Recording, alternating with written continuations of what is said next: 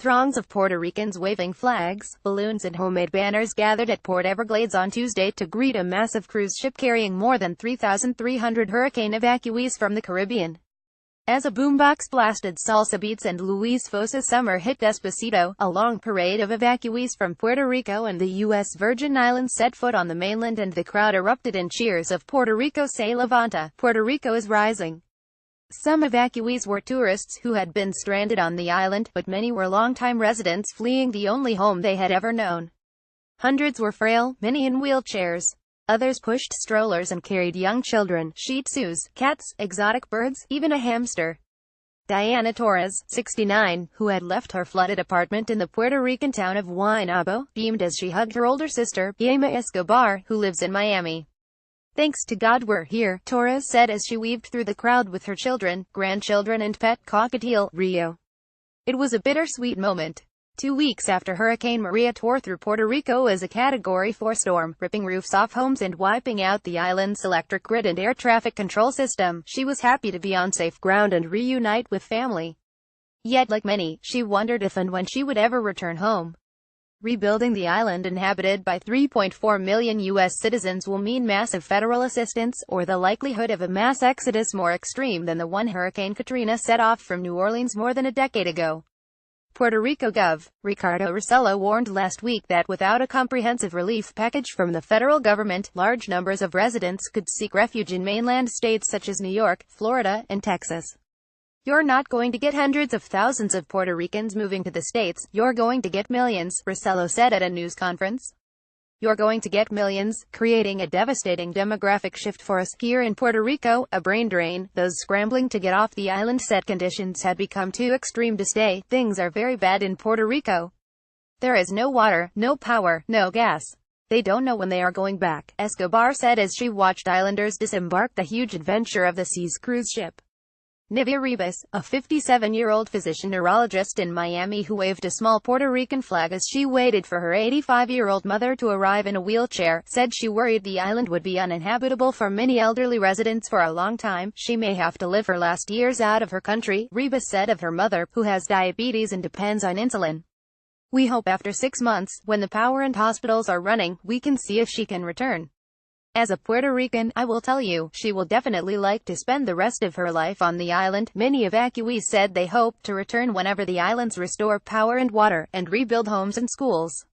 Sitting on a bench away from the crowds as she waited for a car to whisk her to Orlando, Vilma Blanco, an 85-year-old resident of Old San Juan, was happy to be with family, but overwhelmed. "The problem is, I didn't want to leave," Blanco said. "My son made me. We had no water, no electricity, no food. He said we would be better off leaving." Blanco, who has a heart condition, had bruises on her face and was having difficulty walking after having taken a fall on the cruise ship. She had not traveled in more than a decade. At her age, she said, she'd never imagined she would travel again. "I am very happy to have this opportunity," she said as she waited for a car to whisk her off to family in Orlando. "But I am planning to get back as soon as I get electricity." Sandra Rivera, after finally getting her 94-year-old father, Woodrow Diaz, off the island, did not want to think about when he might return. "He's never going back," she said firmly as she gazed down at the World War II veteran, who sat quietly in a wheelchair with a blue blanket covering his lap. "He's going to a VA hospital in San Diego." Rivera, who lives in San Diego, had been stranded in Puerto Rico after traveling there to get her father to a hospital for kidney surgery. Last week, as their food had almost run out, a man knocked at the door of her aunt's home in Rincon and told her that her daughter, Rebecca, in Boca Raton, FLA, had gotten them tickets for the cruise ship. "You saved their lives," Rebecca said tearfully to a Royal Caribbean employee as she wheeled her grandfather through the crowd. Literally, all they had left was a can of corned beef, a can of tuna, and just a few bottles of water. They wouldn't have lasted. Many in the crowd had struggled for days to contact parents, grandparents, aunts and uncles on the island. It was almost like making smoke signals, telling friends to tell friends in an effort to reach them. Michelle Gomez Rainey, 51, from Bradenton, FLA, said of her family's struggle to rescue her 84-year-old parents from San Juan. "We tried everything to get them on this ship," as her sister, Yvette, waved a banner reading "Bienvenidos Mommy y Papi." Michelle said she wasn't sure whether her parents would ever return to their homeland.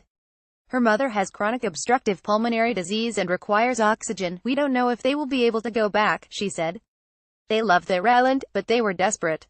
It's kind of a forced situation. Already, thousands of elderly nursing home patients, homebound survivors and other stranded island residents have been transported by air. More than 90 dialysis patients from Puerto Rico and the Virgin Islands are being housed at Florida International University. The Adventure of the Seas left San Juan on Thursday, picking up 1,791 evacuees from Puerto Rico and then 864 more from St. John and St. Croix and 681 from St. Thomas as part of a humanitarian trip organized by the Miami-based Royal Caribbean International. Tickets were free and one-way. Hundreds of evacuees were met by families and friends.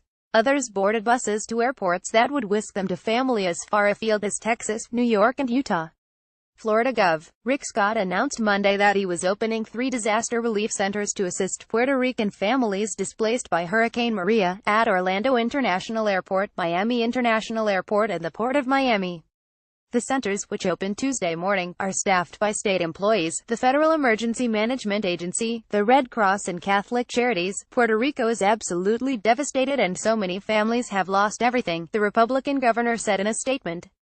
Our goal is to make sure that while Gov. Rosello is working to rebuild Puerto Rico, any families displaced by Maria that come to Florida are welcomed and offered every available resource from the state. Fewer than 10 families took a bus Tuesday to the Greater Fort Lauderdale-Broward County Convention Center, where local officials had set up a makeshift relief center with scores of stalls offering financial assistance, food stamps, school information and legal advice. Vicki Thomas, a volunteer court advocate for sexual abuse victims in St. Croix, had moved back to the island from Florida last year, and had no idea what she was going to do. My goal was to resettle back home, she said softly as she waited with her 2 daughters, Cantoria and Victoria, at the terminal for a bus to the convention center. Now I have to start all over again. It's just a lot. They had no place to stay, no money and no car, just a black and blue suitcase filled with clothes and legal documents such as her birth certificate.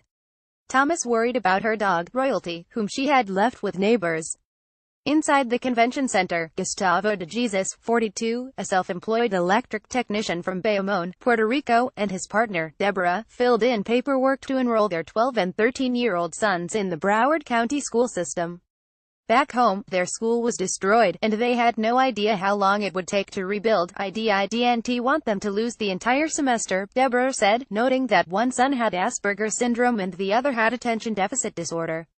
They need structure. De Jesus said he would likely return to Puerto Rico in a few weeks to work while the rest of the family stayed with relatives. It's like a 180 decision, he said. We want to be together, but I have to gain money. Probably I'll go back and forth. Caption. Jarvie is a special correspondent. He does Puerto Rico seem like an island nation, even when it's not. Trump says Puerto Rico should be proud for avoiding a real catastrophe like Katrina. Trump lashes out at Puerto Ricans after mayor's criticism of administration's relief effort.